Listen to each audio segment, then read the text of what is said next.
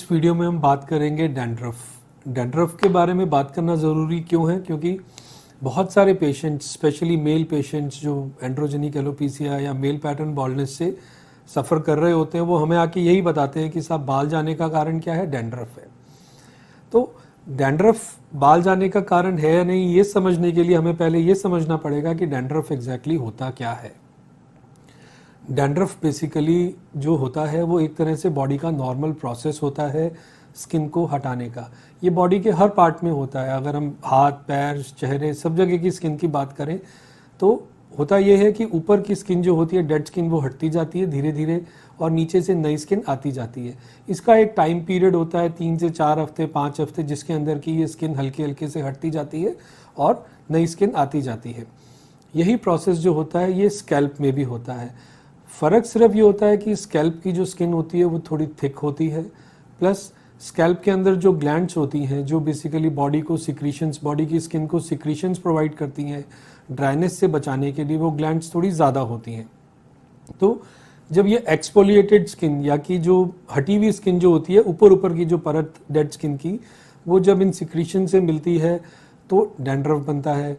फिर बालों की वजह से थोड़ा सा कहीं ना कहीं, हम कितना भी क्यों ना ध्यान रखें, थोड़ा डस्ट भी ट्रैप होता है और ये सब चीज़ें जब मिलती हैं तो वो डैंड्रफ का रूप ले लेती हैं। तो बॉडी के सिक्रीशंस और ये जो डेड स्किन जो नॉर्मल प्रोसेस है वो शरीर से हटना, और उसके साथ जब डस्ट वगैरह या कुछ ट्रैप होता है और बालों की वजह से थोड़ी सफाई में दिक्कत आती है तो सर के अंदर वो डैंड्रफ बनना शुरू हो जाता है। और जब भी कोई पेशेंट आता है तो वो टिपिकली यही कंप्लेन होती है कि साहब जब मैं फिंगर से नेल से करता हूँ तो नेल में वाइट डैंड्रफ आ जाता है और उसी वजह से मेरे बाल जा रहे हैं। तो ये जो इतना सा डैंड्रफ जो होता है ये नॉर्मल प्रोसेस है। सबके फिंगर से, अगर कोई भी फिंगर से स्कैल्प को इच करेगा तो फिंगर नेल के अंदर थोड़ा बहुत डैंड्रफ या सिक्रीशंस आएंगे ही आएंगे, और ये खुद बालों के जाने का कारण नहीं होता है।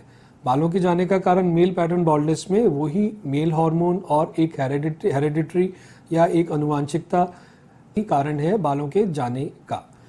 अब ये डैंड्रफ क्या हमें परेशान कर सकता है, क्या बालों के गिरने को बढ़ा सकता है या क्या कर सकता है, उसके बारे में अगर हम बात करें तो अगर हम बालों का ध्यान बिल्कुल ही नहीं रखें या थोड़े केयरलेस रहें, बालों की सफाई नहीं करें, तो ये डैंड्रफ जमा होता जाता है और कई बार फिर इसमें फंगल इन्फेक्शन हो जाता है। तो यदि हम बालों की प्रॉपर क्लीनिंग नहीं करें, बालों का प्रॉपर ध्यान नहीं रखें, तो कई बार ये जो डैंड्रफ है ये बढ़ जाता है। बढ़ने की वजह से स्किन के अंदर ये इरिटेशन पैदा करता है, थोड़ा सा खुजाना पड़ता है, उससे स्किन कहीं ना कहीं अफेक्ट होती है नेगेटिवली। और कई सिचुएशंस में, जैसे कि हम कहते हैं फंगल इन्फेक्शन स्किन के अंदर हो जाए या फिर सेबोरिक डर्मेटाइटिस या कई और दूसरी कंडीशंस जिनके अंदर की स्किन नॉर्मल नहीं होती है, उन कंडीशंस के अंदर एक तरह से हम मान के चलते हैं कि हेयर ट्रांसप्लांट या बालों का लगाना सक्सेसफुल नहीं होता है। तो ये जो डैंड्रफ होता है ये एक तरह से शरीर का नॉर्मल प्रोसेस है, बॉडी की नॉर्मल फंक्शनिंग है, लेकिन ये जब ज़रूरत से ज़्यादा बढ़ जाए, बढ़ने के कारण क्या रहते हैं, मोस्ट कॉमन कारण जो रहता है लैक ऑफ केयर, कि खुद का बालों का ध्यान नहीं रखना, तो ये डैंड्रफ बढ़ जाता है।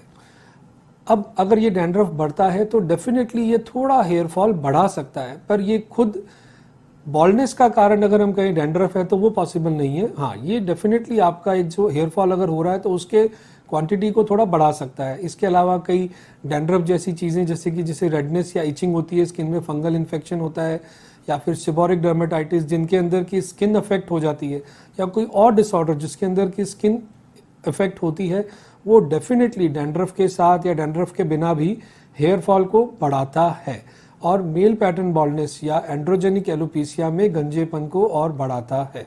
तो डैंड्रफ को कैसे हम थोड़ा कम कर सकते हैं, उसके लिए आपको बेसिकली बहुत कुछ छोटी छोटी चीज़ों का ध्यान रखना ज़रूरी है। बाल और स्कैल्प आपसे केयर मांगते हैं, बहुत नॉर्मल सी केयर मांगते हैं। आप रेगुलर टाइम पे स्कैल्प की मसाज कीजिए, रेगुलर टाइम पे आप स्कैल्प को शैम्पू दीजिए, क्लीनिंग रखिए प्रॉपर, तो डैंड्रफ को आप काफ़ी हद तक कम कर सकते हैं।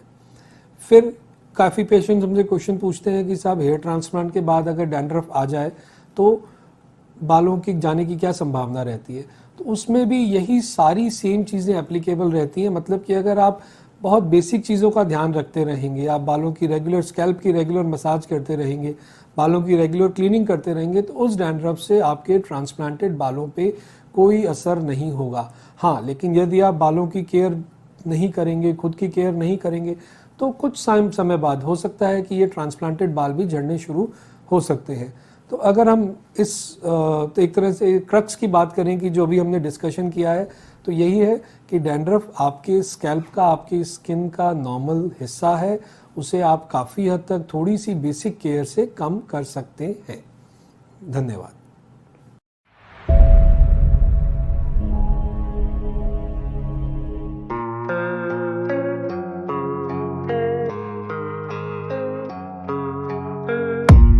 I don't really